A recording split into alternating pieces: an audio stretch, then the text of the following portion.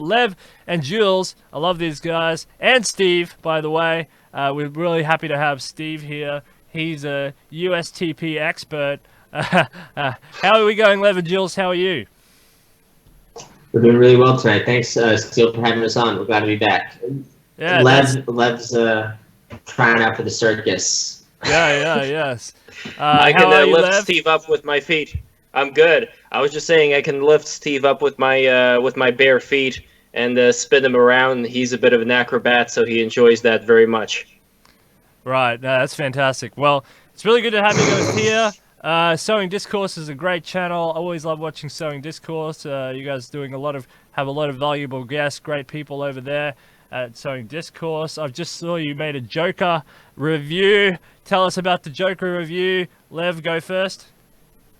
So the Joker was a very monumental moment for me because I saw within him a lot of the frustration that people are feeling being transmuted in kind of a negative way, but still, when something boils up deep inside people, if there's no affection that's shown to them, the kind of stuff we saw from the Joker is how it goes out manifested into the world. So I see that as a very dire warning type of film. Very cool. How did you come up with the idea, and how did you enjoy doing the Joker, Jules? I don't recall doing the Joker, although it seems like I Your think in review the of the video I Joker. was painted. I think in the video I was painted that way, and in one moment, I'm trying not to be typecast here. So the Joker movie was good. It's worth seeing. I mean, frankly, it's more superhero movies, you know. So No, I disagree. I don't think it's a superhero movie at all. I love trends. I love popcorn movies. You know, I'm not a party pooper, you know, but it's like It wasn't a okay, can popcorn we movie start though. making? And I want to see Christopher Nolan's new movie. Okay, that's really what I want to see. I want to see Tenet. I thought this one lived up to my expectations of what a Joker movie should be. And look, I also like stuff like the Bat Nipples from what's his name, Schumacher, Joel Schumacher. He made the Batman Forever, Batman and Robin. You know, very campy films. I like that kind of popcorn movie stuff too.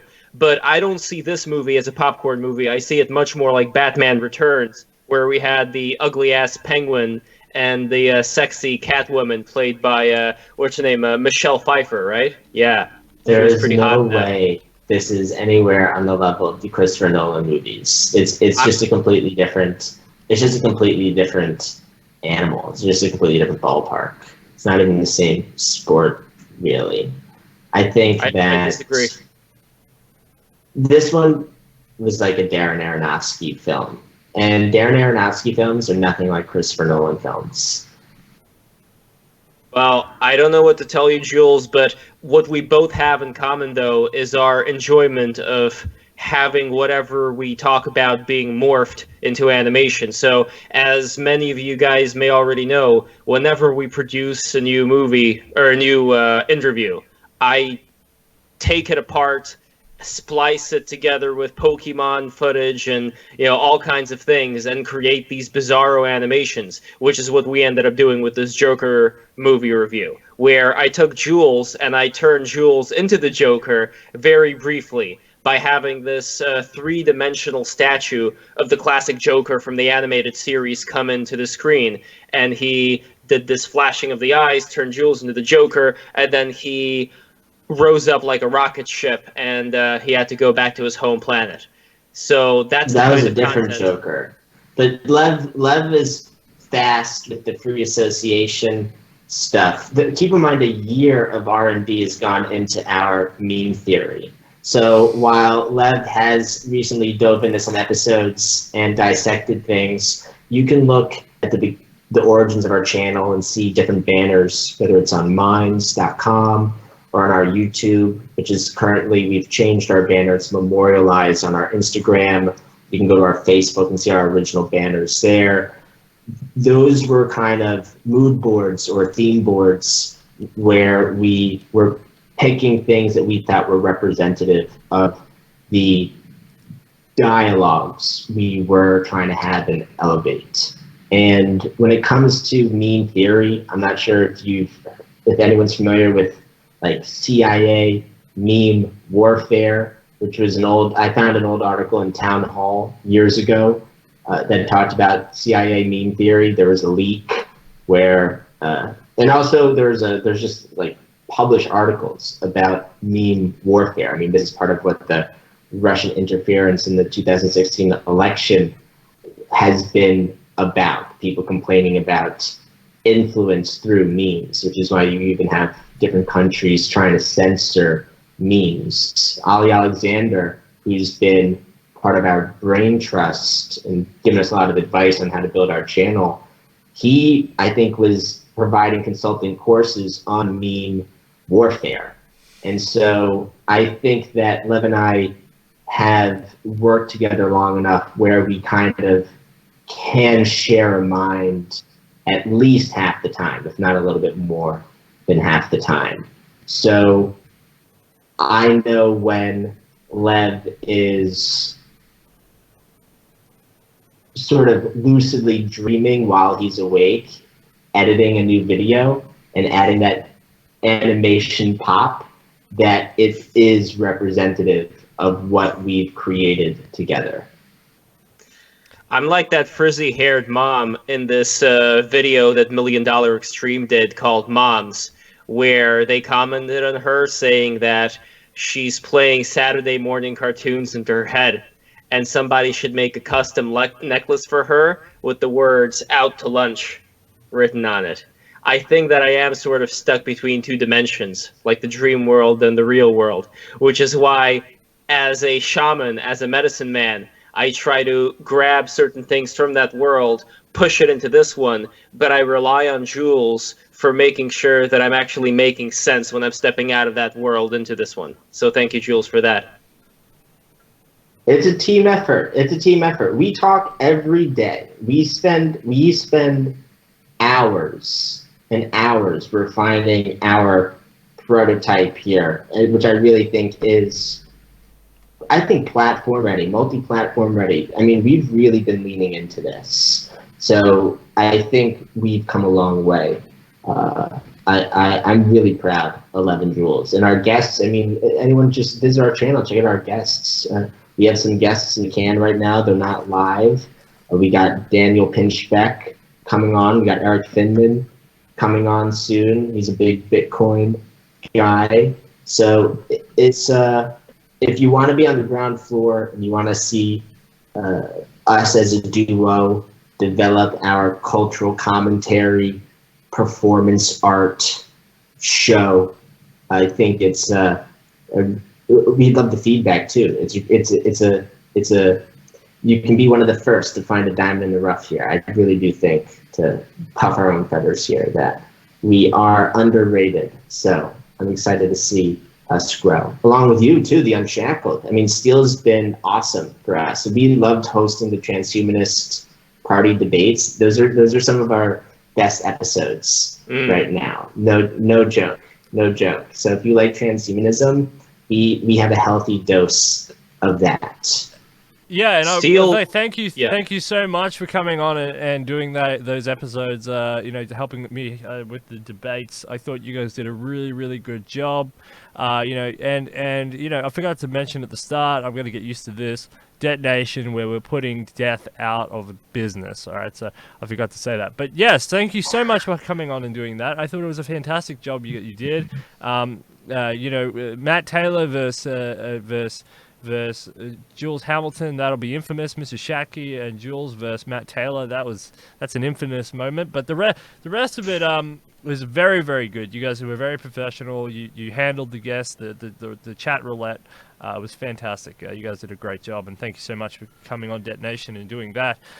It was very cool. Let's talk about the USTP. Let's segue there. Let's quickly do a reflection on the election itself. How did you guys react to when you heard Ben Zion was coming out on top? I wasn't surprised. I felt good. I mean, I love that he's such a skillful communicator and that he does a lot to spread positive information in a lot of ways. I don't think he's got all the brightest ideas, but a lot of times, I mean, even Zoltan Ishvan, who I'm partial to, I think he's got a lot of crummy ideas. Just like the two of us, we don't always agree, but certain conversations, it doesn't even matter what your position is. The fact that the conversation is happening at all is better than silence or complete ignorance. I completely agree.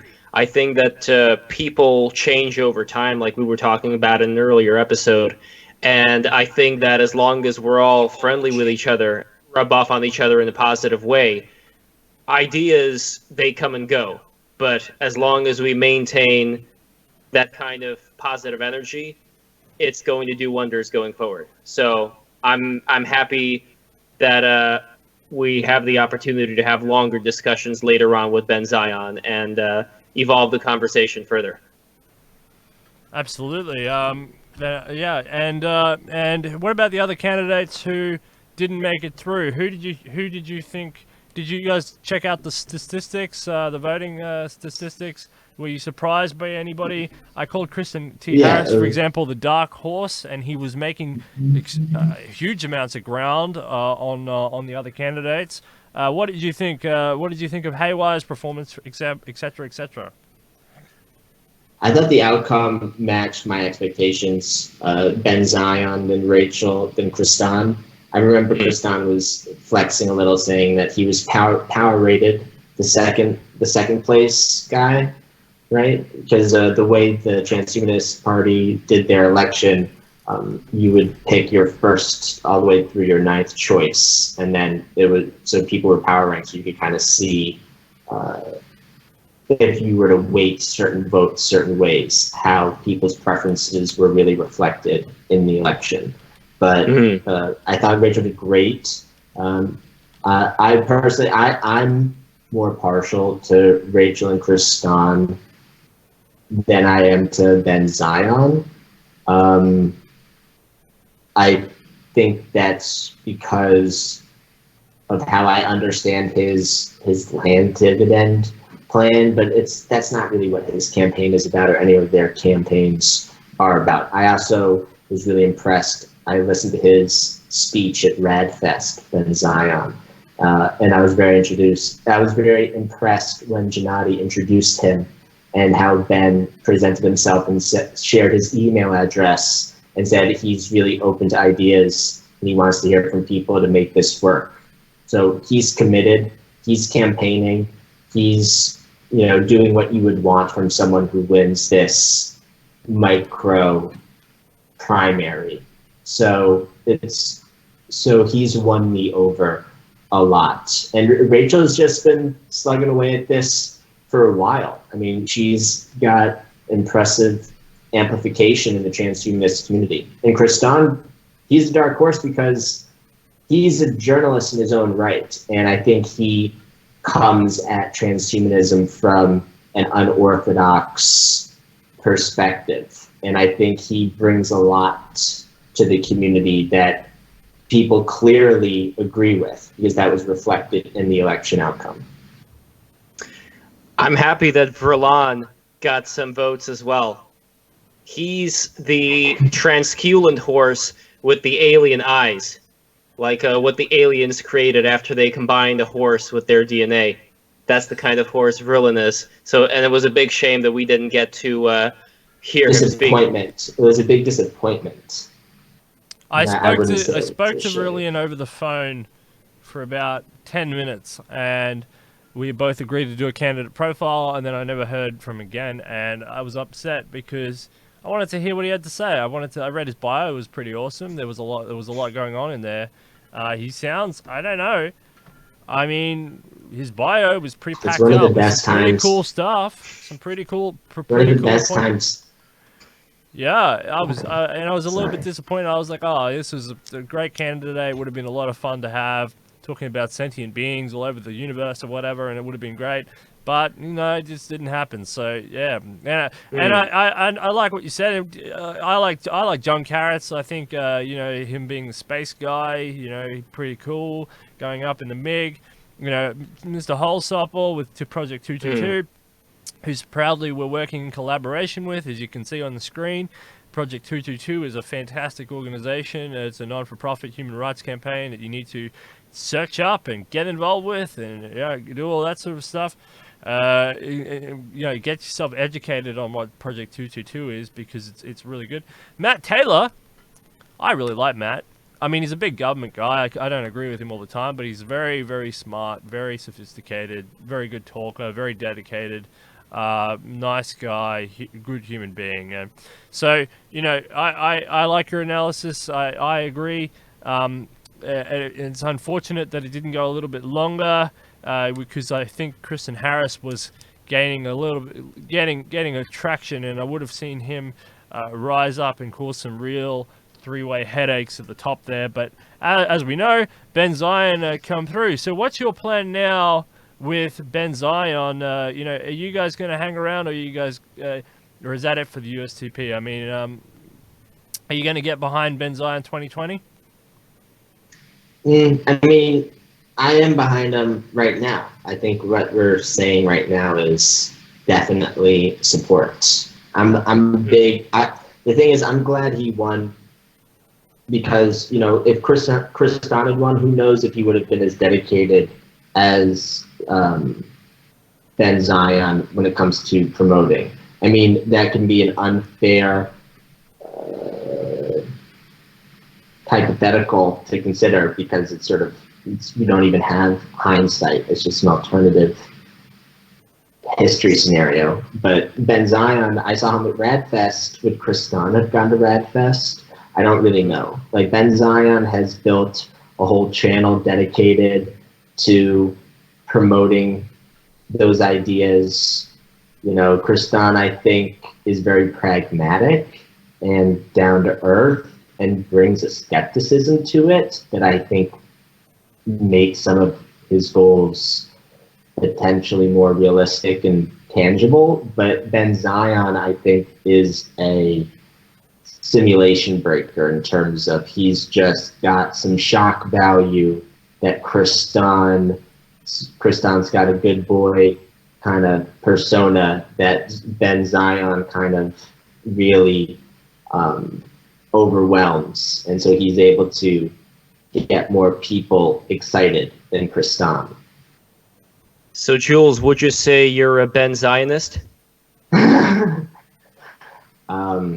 Are you?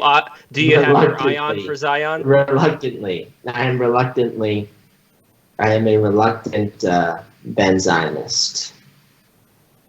And what about those you, land dividends, man? What a terrible idea. Land dividends, Ben, bro, come on. He's going back to the drawing board. Okay, he's working on the project.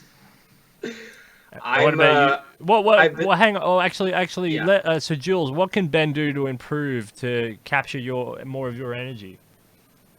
He can become a $5 patron at 11 Jules on Patreon. All right, $5 monthly contributions. Subscribe to our YouTube channel. If he gives you $5 a month, you're going to become a much more avid Ben Zion fan, right? Heck yeah! All right. That's I'll noted. That's a legitimate mug. I'll be drinking out of the Ben Zion mug. And what about you, Lev? Are you in the Ben Zion 2020 camp? So there's a lot of things that I like about his futurist New Deal. As far as being in the camp, I think that this is something that I have to sit with myself for a while and figure out. It's difficult for me to say outright right now, but we have things like decriminalize and release all drug convictions and sex workers from jail. Well, I've never been to jail, but the one thing that I know about jail is when you go to jail, you get involved with some pretty hectic scenarios where you're going to have to choose a side. And once you choose that side and you become a member of a certain club, then you're going to start engaging in more criminal activity than you may have when you first got in there. So when you get out, you're kind of stuck with the connections you've already made, and you may lead a life of much more criminality than you were when you first got in there. So the question to me is, how do we make sure that when we release all the drug convictions, I mean, sex workers, I don't really think we have that same situation with. But for people who, get some drug busts, which I think is a horrible thing, I am for the decriminalization of all drugs. But if we're talking about people who have been convicted of a drug crime, go in there like a spring lamb on a summer's day into the inferno of the jailhouse, they're going to come out a different person. And how do we make sure that when they come out, they're not going to be engaging in much more criminal activity? Yeah, fair point. The sex workers thing, I understand that. Lots of those people shouldn't be locked up anyway. I don't know why they are. What's wrong with the land of the free, right? It's legal in Australia, right? Prostitution. Yeah. Well. It is. I read an article about how marriages are actually improving because husbands are able to go out and have a release valve. Yeah, it's sort of legal. Like there are brothels. Sort of. It's not. I'm not sure. Like I don't know. It's kind of complicated because like there are definitely bars around that do that sort of stuff, and there's strip clubs in our main capital that do that.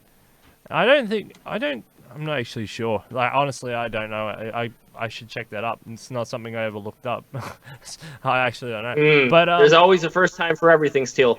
Yeah, I'll have to Google that. I really don't know about prostitution in Australia, but I know it's illegal in America. I mean, I know that much. In most states, it's anyway. our puritanical ways. It's our stupid puritanical ways. I'm against that. I mean, Yeah. I'm for legalization of prostitution. I think that especially if we're talking about the incel community, something Jules was bringing up earlier, how a lot of that sexual frustration would be intensely alleviated if prostitution was legalized. And I don't even think it's just about the sex.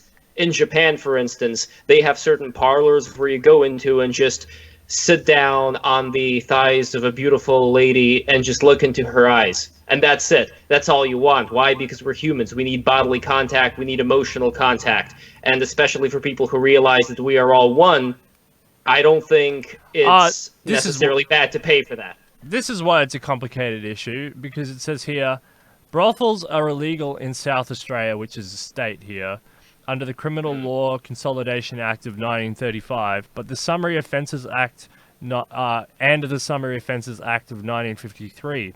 Soliciting in public areas, receiving money from the prostitution of another, and procuring are illegal. So, receiving money, procuring, and soliciting are illegal, but the act of prostitution itself is not. Do you get it? So the exchange, soliciting, and procuring are all illegal, but the act of prostitution itself is not illegal in Australia. So that's why I'm like a bit like, what? But so like basically, if you leave a gold bar on a bench and it's not for the person, but it happens to end up in that person's hand after having sex, I mean that's just bad luck, good luck, right? Oh, of course. So yeah, that's kind of complicated. So because I know that here in Victoria we have brothels. I know in Canberra, where I came from, there's brothels. In New South Wales, there's definitely those things. But like up in all these other places like Tasmania and stuff, there's not. So it's kind of a complicated issue down here. It's this sort of federalist model of states and stuff. But anyway, all right. So well, that's Australia. It's a bit of a mess, a bit of a complicated issue, which is why I probably didn't know about it. But yeah. Apart from that, the ideas are going to get out there. That's what this whole USTP thing about, right? This is what the whole transhumanist-party is about. It's these ideas are now going to proliferate into the mainstream, hopefully, through the vehicle of Benzo in 2020, and this is what we really need to do. We need to strategize. So let's talk about Transhumanist Politics USA. Jules, go first. What do you see as a good strategy for the USTP to try and get its message out through the vehicle of Ben Zion? How can it grow its numbers? How can it get the message out there? What do people need to do? They need to wave flags around? wait, hold up signs, go on TV? I mean, what can we do? I think you might need to Lev's chagrin, you gotta bring like a Dora the Explorer version of the transhumanist party platform, because right now kind of a lot of it reads like it was organized by data from Star Trek. It doesn't have a lot of personality. So if anyone wants to basically say deride it as a robot cult or like just like a big kook factory, I think that it can be, well, these days I think less and less and less challenging to present on a broad stage, because now everyone's saying it. Now it seems like half of people think aliens exist. You've got Marianne Williamson running for president on national debate stages, saying that people need to come together to combat dark psychic energy forces. And you read the Transhumanism Party, and it doesn't seem that far fetched compared to everything else out there. But I still think there's, it can feel boring, unrealistic, or out of reach. I think lifespan.io has done a lot to cater to people's attention spans and subliminal biases, where I think the Transhumanist Party takes itself very seriously. I think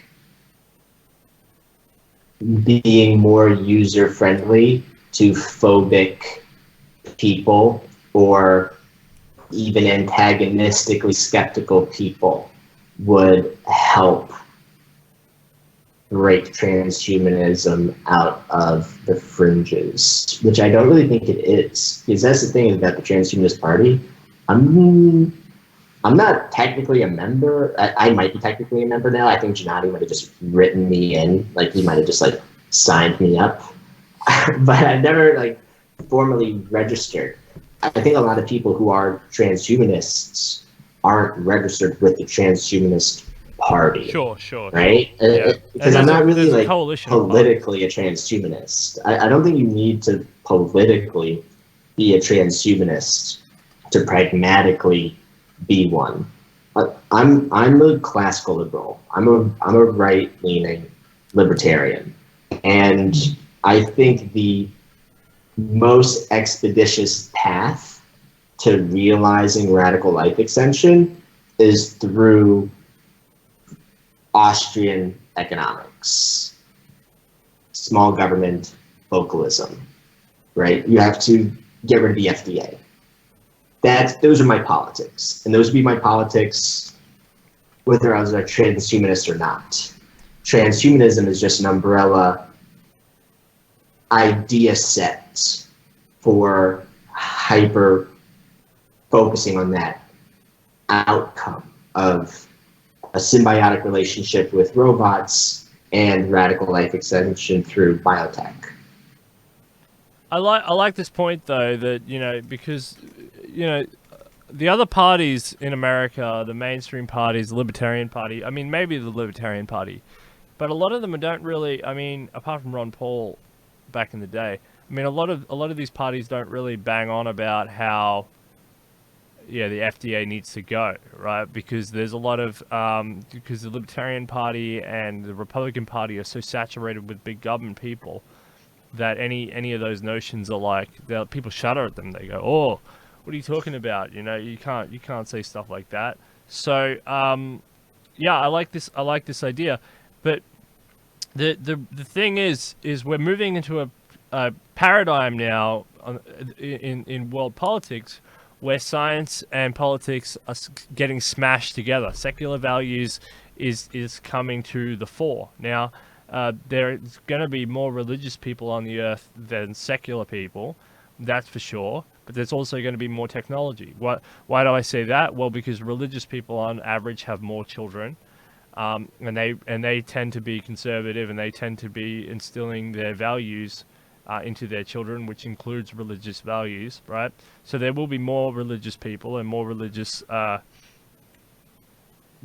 religious people on the whole, globally. Yeah, what we're living through now, we're coming to the tail end of what I call the secular bubble, which is secularism has pretty much peaked, I think, and we're heading into a more religious world now. But that doesn't mean anything, because there's going to be so much more technology that even if you are religious, you have to deal with this technology somehow.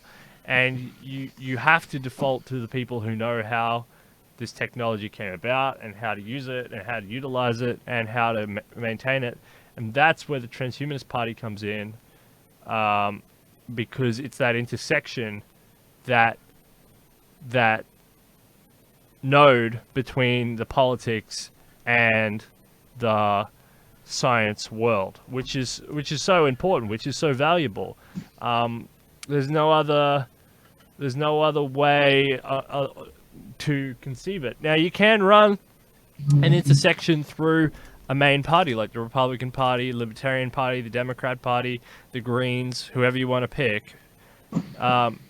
You can run this through in a policy document somewhere down deep inside that policy document.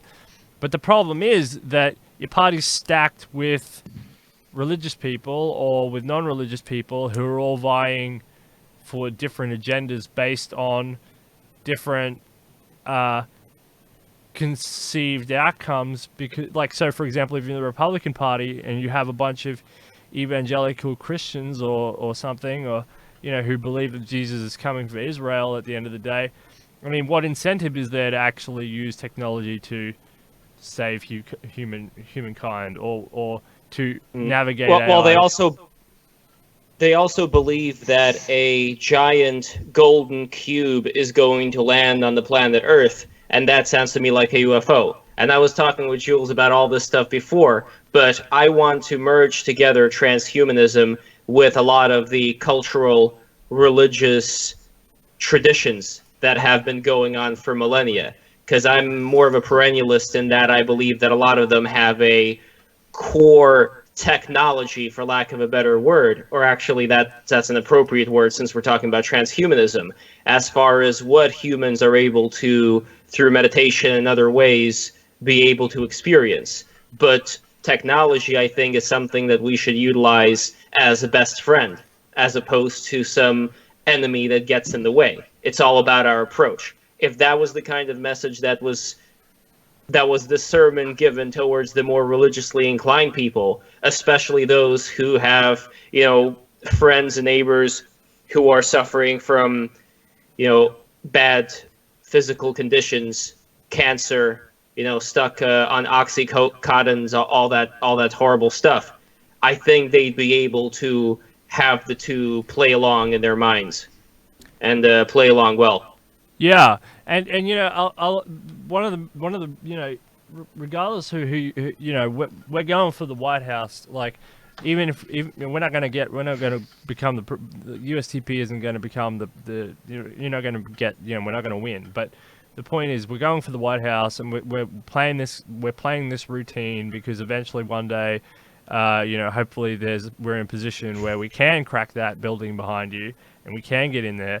But we're gonna sit here and we're gonna try and work out what message we can target to different audiences. So, for example, if I wanted to win somebody like a Jules Hamilton, I'm gonna speak to the core of your values, which is, let's get rid of the FDA, or let's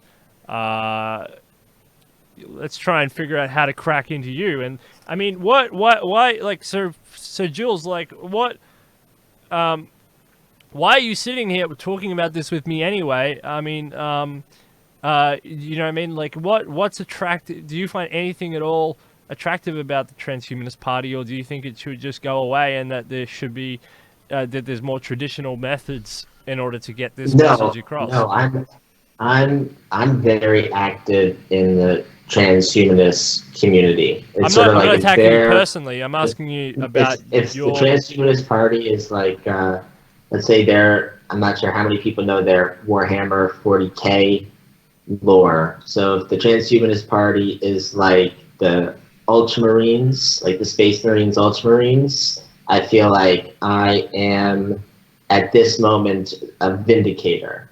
So I'm not under the Ultramarine banner, but I am a mercenary for them. Yeah, so that's good, but I'm not questioning your loyalty or not. You can do whatever you want, but what in your psyche, in your realm of beliefs and theories about being a right-leaning libertarian conservative person, how come you can look at this party with any sort of sense of seriousness and say, hey, this is actually something I can sit on a internet show and talk about? Is it what is marginally attractive about the party? What's its like there's something called a SWOT analysis: strength, weakness. I try to be antagonizing to the transhumanist party in a constructive way. I try to be like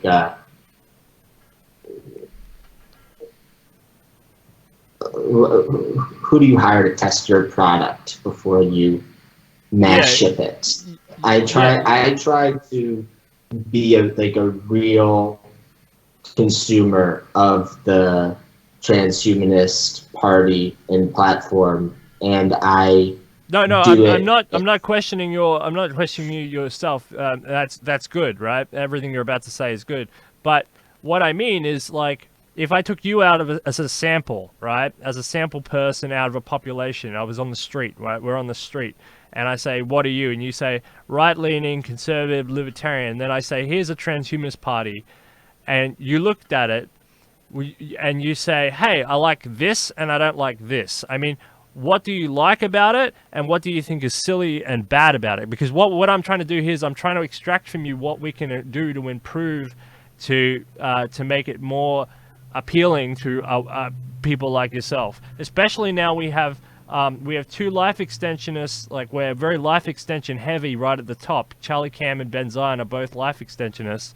We've got a lot of other issues and other people down below. I mean, we've got anarcho-capitalists, we've got right-leaning people, we've got people who are interested in space and CRISPR and genetics, but now we've got two heavy life people at the top. What would you say? Would you, like, if I just met you and I said, hey, have a look, but more inside stuff, which is why I'm asking you. So what's good about the party and what's bad about it from your perspective? I think they could do more target casting. So if there's three different types of broadcasting, you have broadcasting, which is, and then you have narrow casting, which is you're trying to appeal to a smaller audience, and then you have target casting, which is when you're basically tailoring messages for individuals, right? So a broadcast would be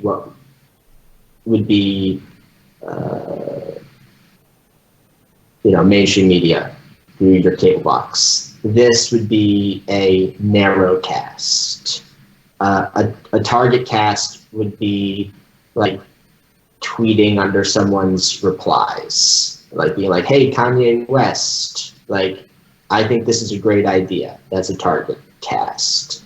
And I think that transhumanism would benefit from target casters looking at people with the biggest microphones and trying to share with them a positive nugget. If you could get someone like Logan Paul or PewDiePie to pull up an Aubrey de Grey video, you'll have accomplished more through the compound effect of that ripple than,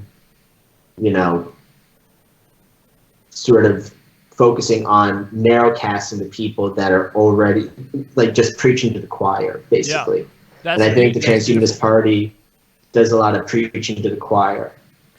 Yeah, sure. No, I totally agree, and it's part of the insular nature of the transhumanist party, where it does it has a safe zone and it has a little bit of a struggle to get out. But I'm determined to break it out there. I'm determined to push it onto the big stage. I don't really care what I have to do.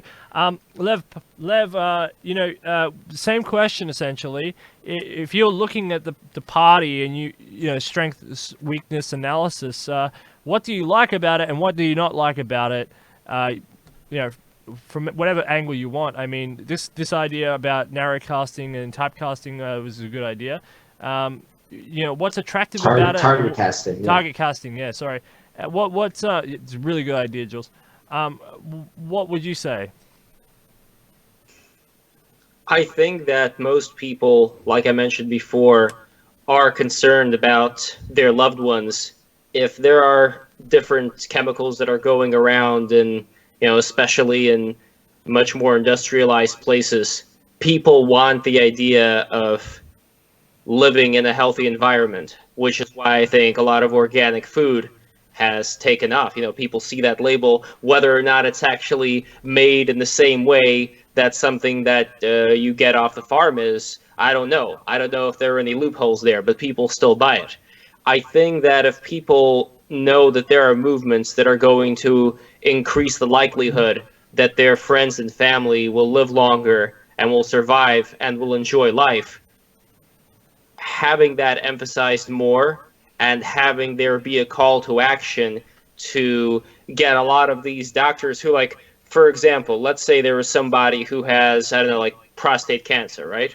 They go to their doctor and their doctor forgets to mention that it's time to check for this possibility, even though it's already been many, many years since they've had to do it. It's not because that doctor is evil or conniving or is in a conspiracy to make sure that people don't get checked for prostate cancer. It just goes out their head. People forget. Just like people forget that when they're drinking water with fluoride in it. There was a recent report by a very well-established journal. Jules, you remember what that journal is, right? Is it USA Today? I believe so. They were talking about how fluoridation in the water causes lower IQ in newborns. But people, they don't have time to think about that. It's not within their frame of reference. But what is Kim Kardashian is, stuff like that is. So if there was a way that we could, like Jules was talking about, target people, but as far as what the message is, I think people would resonate less with, hey, why don't we become cyborgs? And more with, what can we do to be the strongest and healthiest we could be? All right, this is good stuff. This is the really good stuff that I want to hear. This is the brainstorming sort of stuff that I want to hear. And Mike DeVerde is the best fan that we've ever had on this show. He's awesome. He says in the chat, Jules is right. A simplified version of the USTP would be great. Now, thank you very much, Mike, for writing that. I agree. Because when we get Ben out there onto the campaign trail, I mean, we want him on a loop. I mean, we want him on a solid loop, just like Bernie Sanders, or just like Ron Paul, or just like Donald Trump, or any of these absolute mega pros. They just literally have the same 10 points, and they go and say the same 10 points to 100 different audiences. They never stuff up, really, unless they go off script, which, in our case is not too bad, because our case, going off script is talking about the singularity. Our case, it's talking about techno security. It's not Republican or Democrat off script, right? And they're not going to bring in internal fighting off script. But a simplified version of the USTP would be great, because it would force the USTP to narrow it down to about 10 points, which Ben can then, and Kelly Camp can then go out onto the stage and say over and over and over and over and over again. And Lev, you bring up a good point, safety and security being one of those talking points. Sorry, Jules, what are you going to say? Well, I think even 10 points might be too much. I think thinking about the Transhumanist Party's size, it needs to think about its ability to plant the one best, most economical, effective seed. I think there's a reason why you have 30 Nobel scientists. Well, I mean, we know that they're both longevity. To the FDA. We know that they're both longevity advocates, so they're going to go on and on about longevity as a default, right? So that's a default. But it's like a wrestling move, right? You can be pro double leg takedown, but if you're not applying the pressure behind the knees, the person's never going to fold. So yes, everyone's pro life extension, but what is the hurdle, right? So if we're on a track and we're doing the 400-meter dash, like, what's the hurdle? And it's the FDA. And you can put pressure on that a lot of different ways. Like, if you had 5 different people fighting about different ways to antagonize and take down or reason with the FDA, that's a winning strategy. So you have one you have like, you play like good cop, bad cop, like militant antagonist, you have like proselytizing advocate. You basically have, you focus all the discussion on the FDA. You've just done something, Jules. You've just made me realize something really, really important, and I really want to thank you really a lot for this, because it's something I'll talk to the guys about. But we need strong internal polling within the USTP, within the active members, to figure out really what are the most important issues to those people. So, for example, because you keep bringing up the FDA, and it's something I'm not gonna be able to shut you up about, which is okay. But let's see how many other people are also. Well, that's really when you have Trump running "Make America Great Again." When you have people on a loop. Yeah, that's the loop. I totally agree, and I love it. So let's see how many other people, for example. I mean, you should really join up. Just become a member. It's not hard. We should find out how many other people are for shutting down the FDA as well. I mean, or the voting core. You know, because we've got people like Matt Taylor, who are completely opposed to that idea, right? So you're going on and on about it, but actually other people within the party are completely opposed to it. But we got to find somewhere there's common ground that we can take out this message, right? I mean, could the FDA? Oh, sorry. I was going to say, if the FDA continues to exist, that's fine. There's a reason why you have 30 Nobel scientists petitioning to the FDA to classify aging as a disease. If you accomplish that, you save hundreds of thousands of lives. Was it per day? So every day sooner we actualize radical life extension, you are saving 100,000 lives a day. And the FDA is a bottleneck. It's preventing the progress from happening, and we could do it in other ways. So if you have someone saying, we got to get this petition out there to classify aging as a disease, that's one way to bring it to the FDA. Another way to bring it to the FDA, you go further on the tug of war end of the rope, and you say, just get rid of this thing. Just get rid of it, get rid of it, get rid of it. Right? So you apply that pressure on that end of the tug of war, and then further in the middle, you have someone say, let's just classify aging as a disease. But the point is you gotta keep the FDA in the spotlight so that the decentralization of networking effects will surround the subject, and you will get the outcome of allowing these studies to develop at a more accelerated rate, which is the outcome you want. The FDA is just an institution, right? And so it's a politics game, it's a legal game, it's a PR game, it's a democracy game. So you just have to know the outcome that you want. Yeah, and you just said at the end, know the outcome that you want. I mean, like, for example, where the party stands on some of these issues, and what different divergent ideas are within. I mean, getting those teams to live together and clap simultaneously.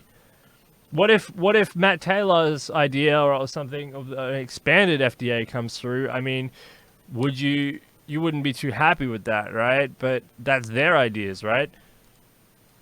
You see what I mean? So there's a meme that shows a twig, and the caption is, to prove that people will argue about anything, here's a picture of a twig.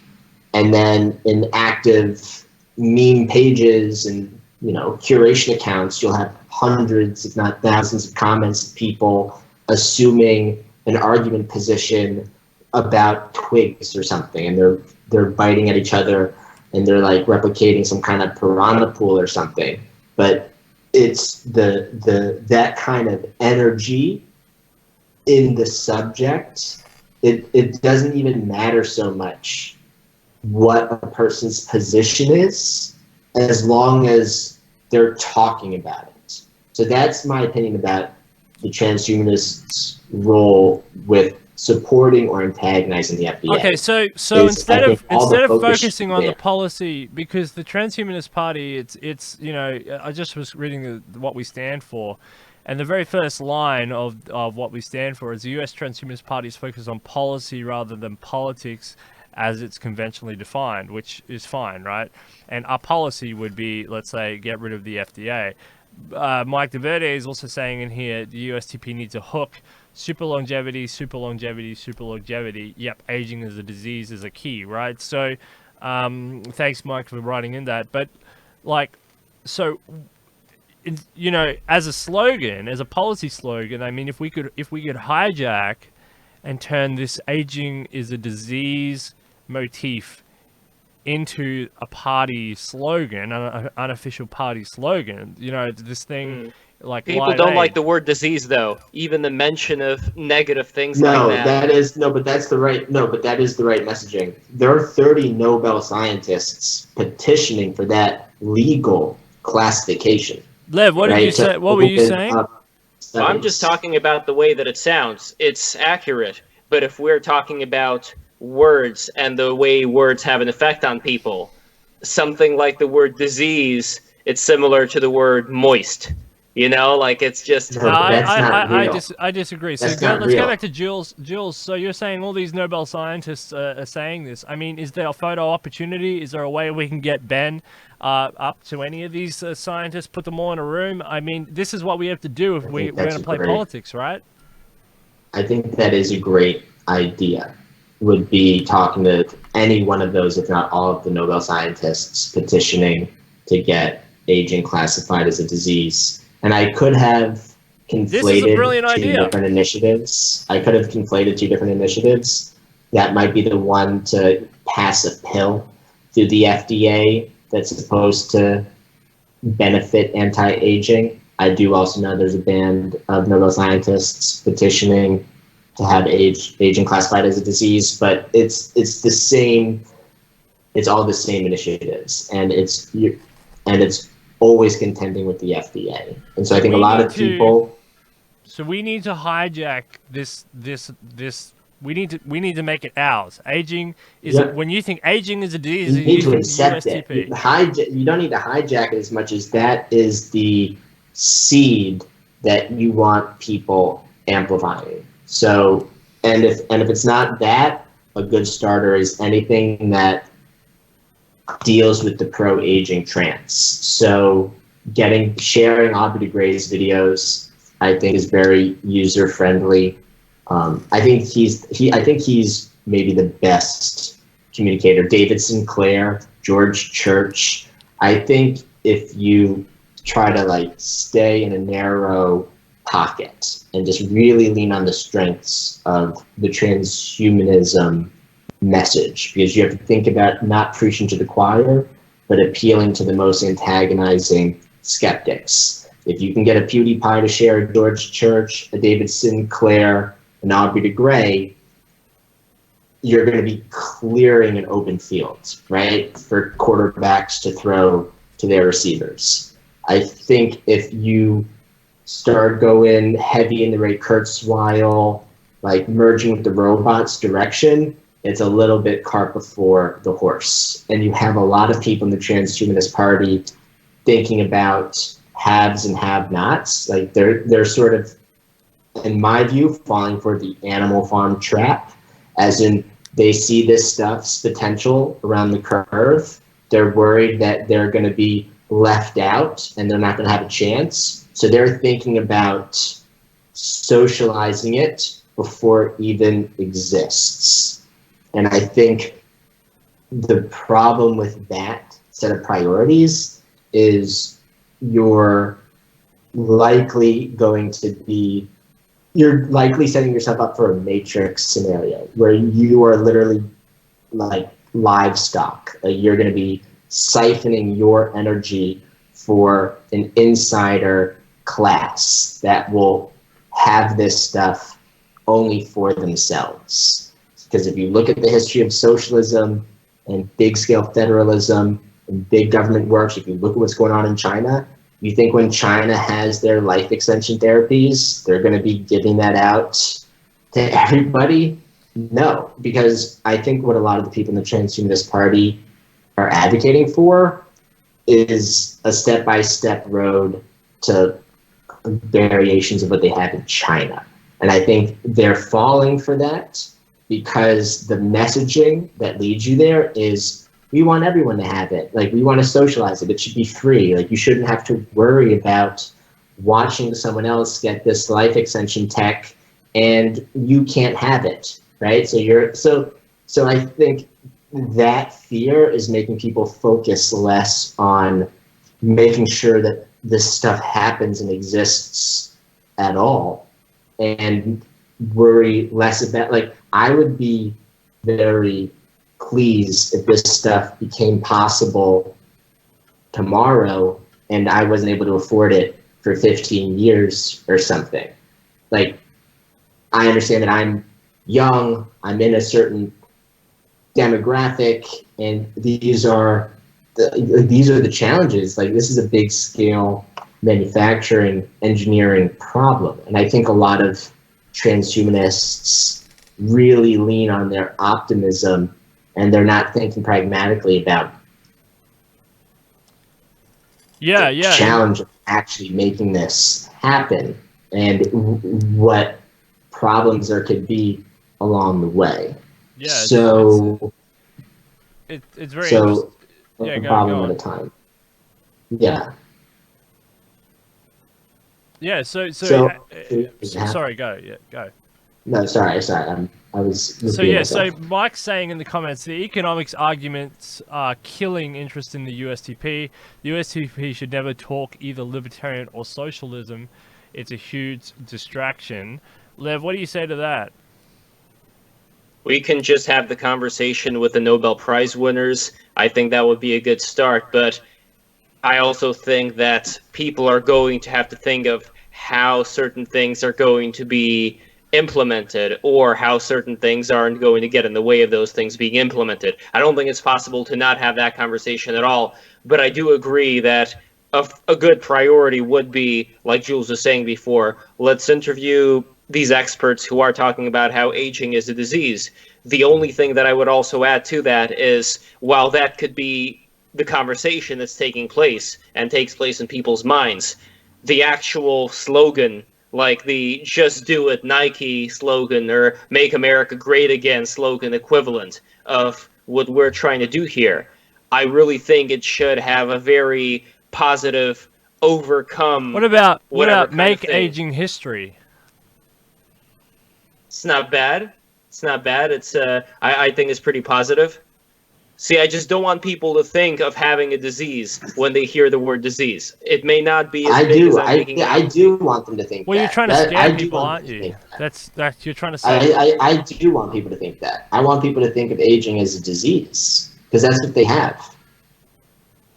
I agree with you, but that, I think, should be fed to them with a little bit more sugar in it, just so people have some positive thing in their head they could reach out to while conquering this problem. The positive thing is that we have the potential to solve this problem more than any other time in history. So don't sleep on it. It's like, here comes the flash flood. Don't just like mosey out of harm's way. Hustle. Me personally, I'd be more attracted to not a doom and gloom message, but to a message that makes me seek out to be in a greater state than I currently am. That's, you know what I mean? Like, maybe doom or gloom, but that's not doom or gloom. That is reality. It's like Noah's Ark. Like, if it's like if you're Noah and you're like, yo, you're like the people that you're telling to get on your boat, and you're like, yo, you're gonna drown if you don't get in this. That's boat. why they didn't get on the boat. I don't really want to stress people out. No, the people that didn't go on the boat The animals got on the boat. The animals don't understand language. But also his like close friends and family got on the boat. Yeah, because they didn't want to leave him alone with this crazy boat, so they said, "Okay, fine, I'm gonna go." I'm sure he stressed them out when they were like, "How do you know? Like, what are you talking about?" And he's like, "Yo, you guys are gonna die."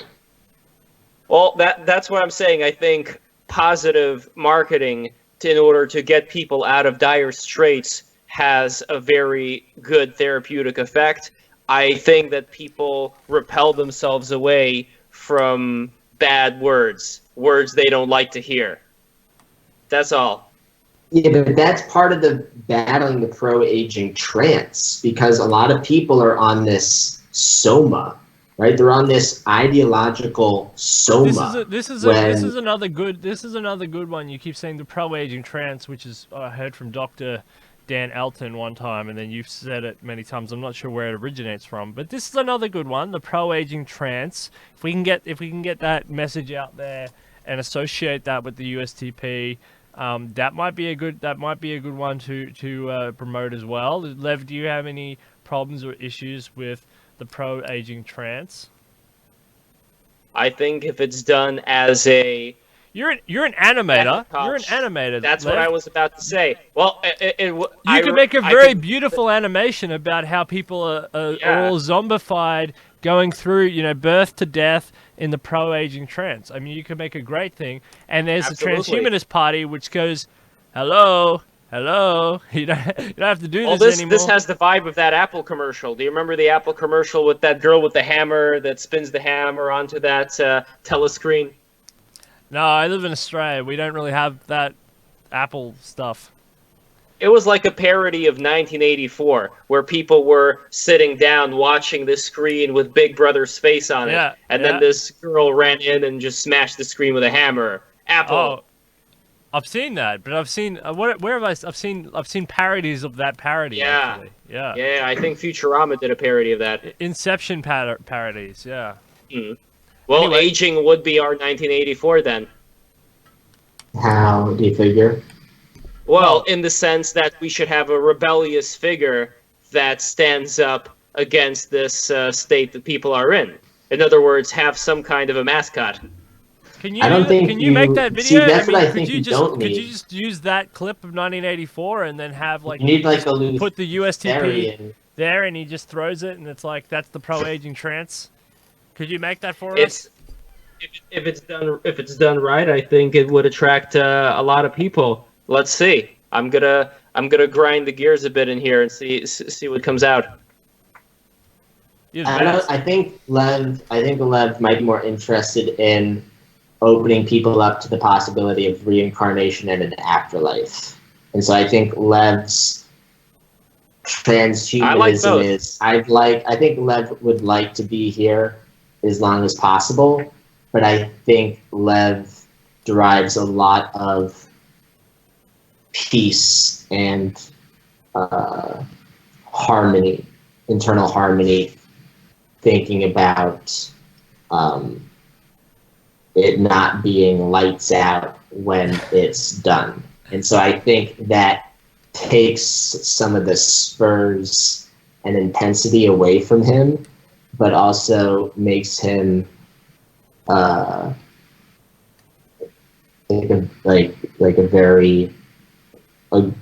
great messenger. Ultimately, that was very nice, Jules, by the way. Ultimately, I want to live as long as possible, but I also want to live as healthy as possible. I want to turn my body into that of the fallen angels. Like I bet they were jacked as hell. Yeah, well, definitely fairly athletic creatures, right? Yeah, why didn't they make an anime out of that? Transhumanists should be very fit. I think transhumanists should be very fit. I think, focus on the target casting, everyone. You don't have to be just in the transhumanist community.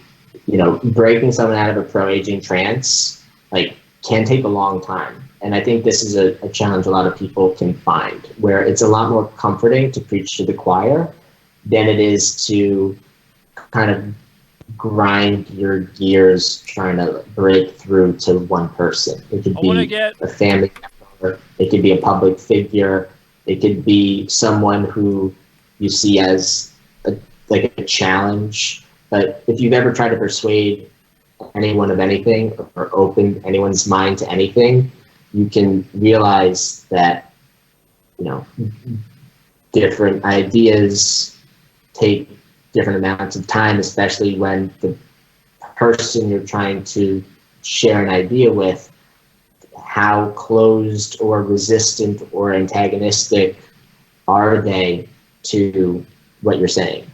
So I think people should be, strategic about who you try to wake up. And you don't have to sell them on, fully automated luxury communism to have a tangible effect on the outcome of how quickly these things are developed. And if you just convince people that these things are possible, and maybe don't overwhelm them with how, the aliens are in Hollow Earth, and I'm a hypocrite here because I totally believe in Hollow Earth. It's a long story. Check out WikiLeaks, but or spend a lot of time in hacker chat rooms. But I think that I think this stuff is bubbling. I think there's a lot of people in the mainstream who are aware of life extension potential, and people are kind of figuring out how to incorporate it into what they represent. I mean, you see celebrities promoting all sorts of initiatives all the time, and a lot of it is kind of pushed by their PR teams or their managers or whatever movie deal they sign on to. So you just got to get the right people in the right positions to say, hey, what about this Aubrey de Grey guy? What about this George Church or David Sinclair? What is this pro-aging trance?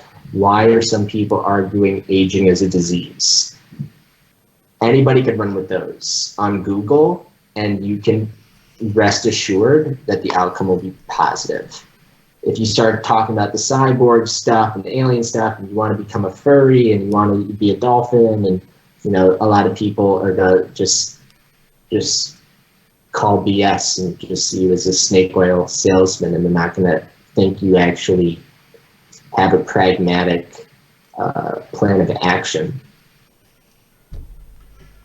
Yeah, it's a really good point. I want to make sure that everybody in the USTP gets to watch this episode. I'm going to have more of these type of brainstorming episodes in the early phase of this presidential campaign, because we need to start strategizing and seeing how we can get the transhumanist-party associated with some of these catchphrases: aging is a disease, pro-aging trance. I like the ideas that we've come up with here. I like focus on longevity, but we're going to do that by default, because we've got the longevity heavy campaign activists. Focus on our core strengths. So thank you so much, Eleven Jules, for coming on. We've got to brainstorm early in this campaign, and we'll build our way out of this box. Subscribe to YouTube, bit.ly/Lev and Jules.